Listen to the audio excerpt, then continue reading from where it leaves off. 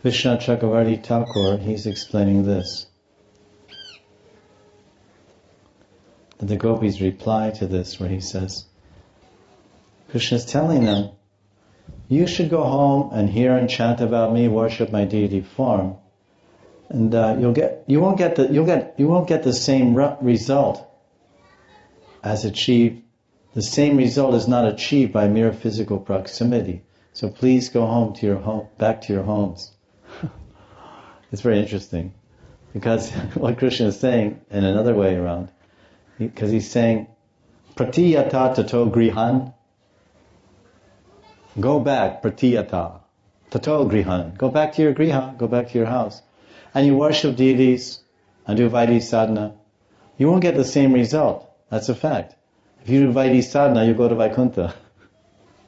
If the gopis follow Krishna on the first two lines and go home and do simply worship with Murti and hear and chant, they'll go to Vaikuntha. This is what will happen by following Bhakti Yoga.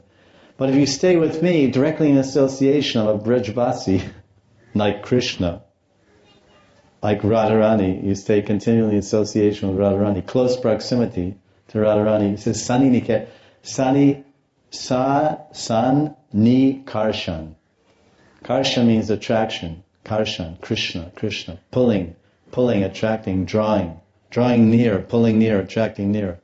And san means everything. Samyak. San karshan. Sankirtan, sankarshan, complete attraction, complete bondage, complete cementing. Then sanikarshan means means excessively bound and attached and attracted. So he said, you're stating, and it's translated sanikarshena, by physical proximity. Actually, sanikarshena means samprayog. Samprayog means complete union. Samprayog, a complete and special union. Sam, complete, prakrishtarena, specialized, and yoga, union. So now, that same meaning is in sanikarshena. It's saying, go home, and you'll attain me. You'll attain me by going home.